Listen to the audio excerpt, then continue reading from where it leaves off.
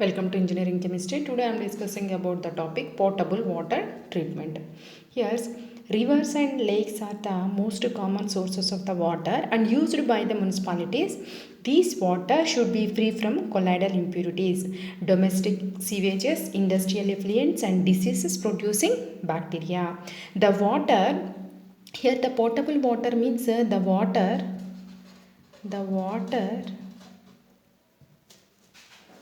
which is free from which is free from contaminants or water that is safe for human consumption. Human consumption is called potable water. Here, the water is having some of the specifications for the drinking water. The water that is the water should be should be clear, clear, colorless and odorless. Next one is the water must be free from the pathogenic, that is free from pathogens or pathogenic bacteria, and also it dissolve the gases like H2S. Next, third one is that the water must be free from the heavy metals like lead, chromium, manganese. Okay, these are the mainly specifications of the drinking water. Here some of the domestic supply of water involves some following stages, that is the purification stages. That purification stages are: first one is a source of water, screening, aeration, sedimentation, next one is a coagulation, sterilization and or disinfection. These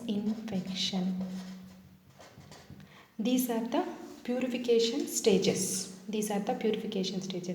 Here we have to learn the first one is the screening process. The first one is the screening. Here what is meant by screening? The water is passed through the screens having the large number of holes in it to remove the floating impurities. Here mainly floating impurities like wood, pieces and leaves etc. are removed by this process. The second one is the aeration process. Aeration means the process of mixing of water with air is called as a aeration, and the main purpose of aeration is to remove the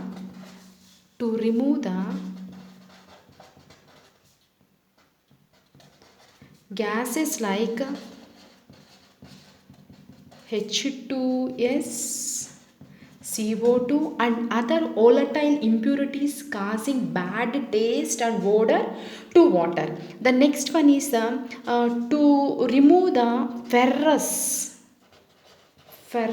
and manganese salts, to remove the gases like H2S and CO2 and to remove the ferrous and manganese salt as insoluble ferric and manganese salts. These are the main purpose of the aeration process. The next one is the sedimentation. Third one is the sedimentation.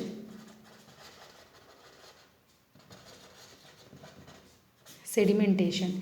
Yet for this process, sedimentation tanks are used for the removal of the colloidal impurities.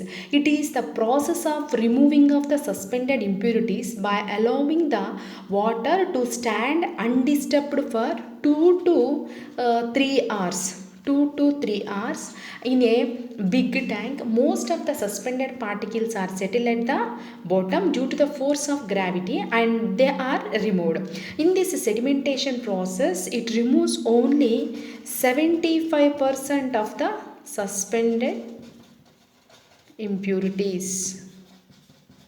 This is the sedimentation process. The next one is a coagulation. Fourth one is a coagulation.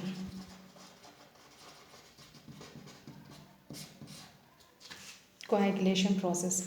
Finally, divided clay, silica do not settle down easily and hence cannot be removed by sedimentation process. Such impurities are removed by coagulation methods. In this method, certain chemicals are called as a coagulants. Here the coagulants mainly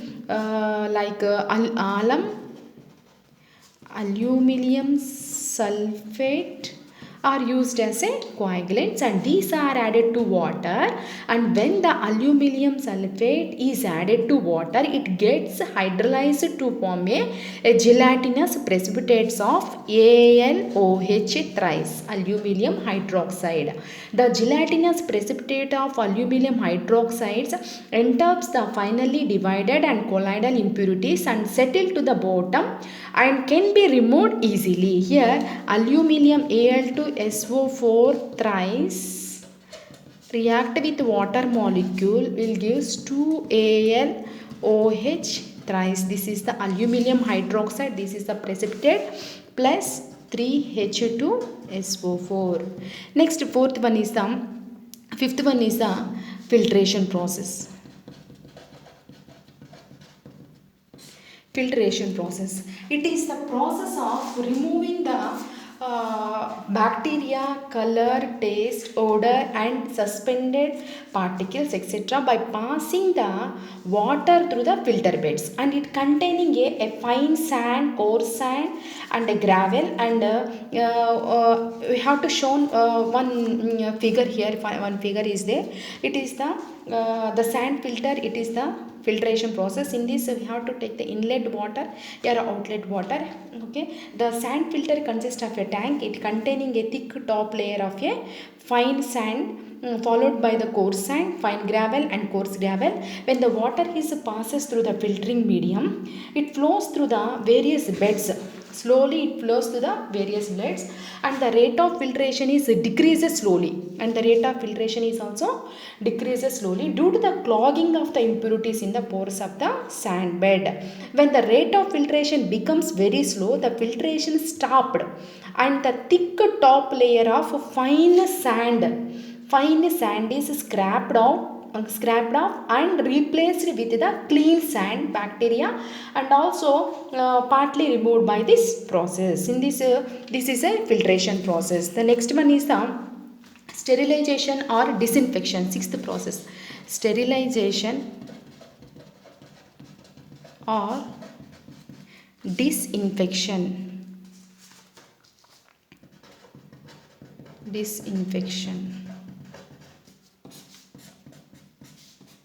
The process of destroy the harmful bacteria is known as a sterilization or disinfection. The chemicals used for this purpose are called as a disinfectants. This sterilization process is mainly four methods.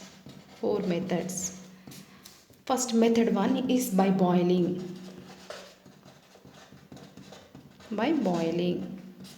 Here, when water is boiled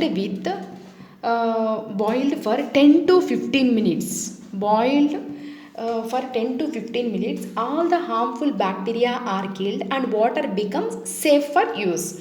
This process is called as a boiling process. Here some disadvantages are there. Some disadvantages. What are the disadvantages here? Boiling alters the taste of drinking water. Taste of drinking water. And it is impossible to use it in municipalities or municipal water works. This is the disadvantages. The next second method is the by ozonization. By ozonization.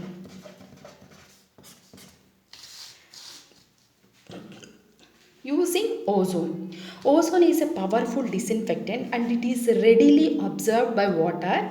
Readily absorbed by the water, and it is a highly unstable and it breaks down to gives the nascent oxygen, that is O3 will gives O2 plus oxygen. This is called as a nascent oxygen. Nascent oxygen. This nascent oxygen is a powerful oxidizing agent. This is a powerful oxidizing agent and it kills the bacteria. Here also some disadvantages are there. Disadvantages, that is this process is very costly. This process is very costly and cannot be used in large scales. And the second one is O3, that is the ozone is unstable. Ozone is unstable and cannot be stored for a long time. These are the two disadvantages by ozonization. Next, the third one is by using UV radiation. By using UV radiation. By using UV radiations. UV rays are produced by passing electric current through mercury vapor. Through mercury vapors. Vapors and vapors lamps also in some cases. And this is particularly useful for sterilizing water in swimming pools. Here also some disadvantages are there. It is costly. The disadvantages, and turbid water cannot be treated. The turbid water cannot be treated. This is the two are the disadvantages. Next, fourth one is by chlorination. By chlorination.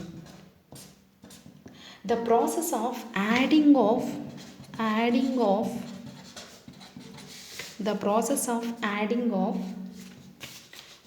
chlorine to water is called chlorination. Chlorination is also can be done by the using four methods. First one is by adding chlorine gas. Chlorine gas can be bubbled in water as a very good disinfectant. That is the chlorine plus H2O will gives HCl plus HOCl. This is a hypochlorous acid. The second one is by adding chloramine.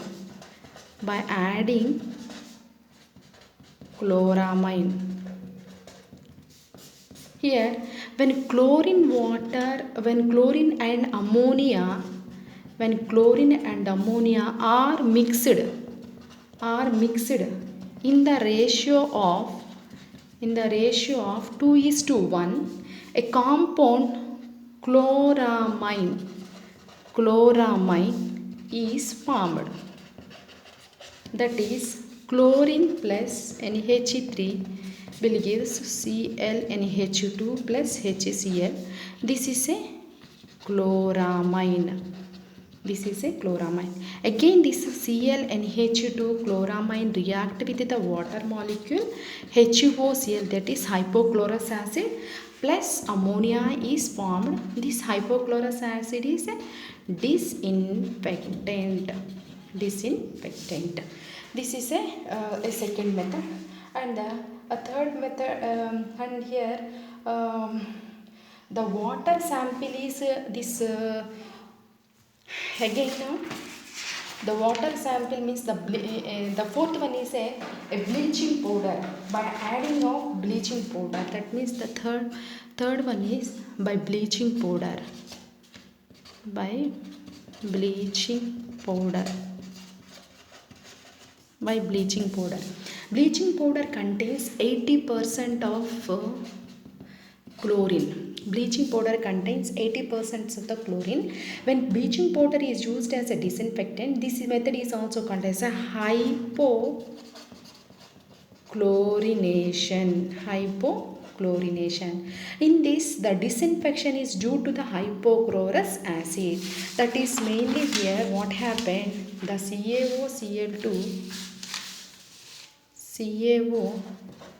CaCl2, that is this is nothing but the bleaching powder. This bleaching powder react with the water molecule will give CaOH twice plus chlorine. Again this chlorine react with the water molecule HOCl. This HOCl is a hypochlorous acid. This is a disinfectant, and HCl. Next, fourth one is a chlorination process. The process of applying a calculated amount of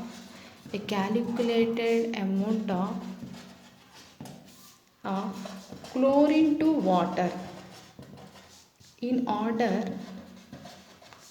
to kill the pathogenic bacteria is called chlorination. Chlorine also react with water and generated hypochlorous acid, which kills bacteria. This chlorine is a powerful disinfectant than chloramine. That is a chlorine plus H2O will give HOCl, hypochlorous acid plus HCl. This is a hypochlorous acid. Here the calculated amount of the chlorine must be added to water, because chlorine after react with bacteria and organic impurities or ammonia remains in water as a residual chlorine, which gives bad taste, odor and toxic to human beings. Here the amount of chlorine required to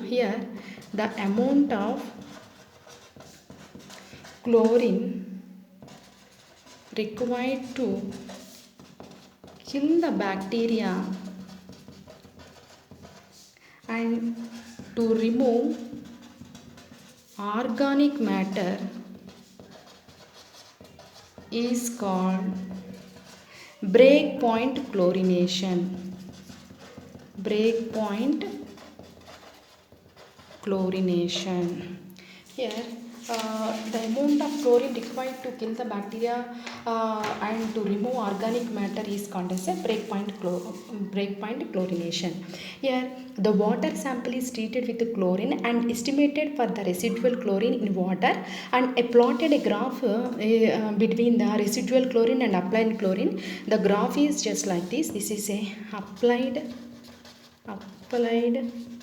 chlorine, and this is a residual chlorine. A graph is just like edges. This is a breakpoint. Here some of the advantages of the breakpoint is also here. That advantages are mainly advantages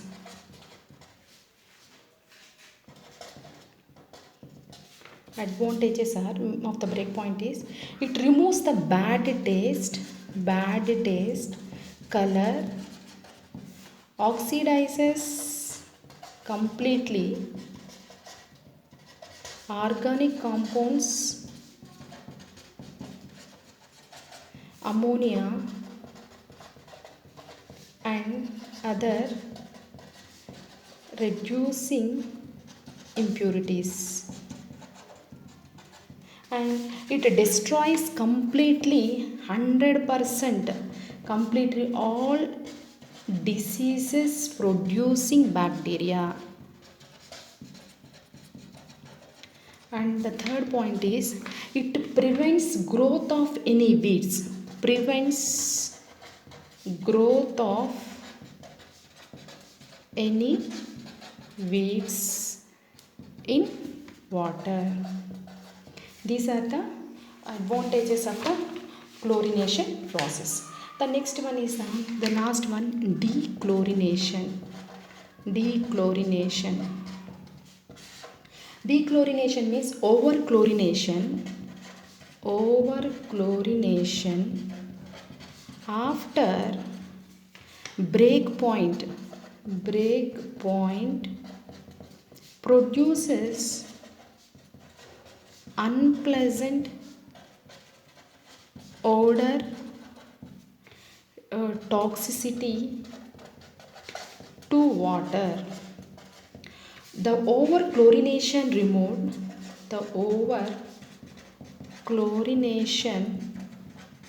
is removed by passing the water through a bed of granular carbon and also by the addition of SO2 and sodium thiosulfate. Here SO2 plus chlorine plus 2H2O will gives H2SO4 plus 2HCl and Na2S2O3 plus chlorine will react with water molecules. It gives Na2SO4 plus 2HCl. This is a sodium thiosulfate. Okay, this is about the potable water treatment. All the source of water, screening, aeration, sedimentation, coagulation and sterilizations. These are all the potable water treatment. Okay, thank you very much.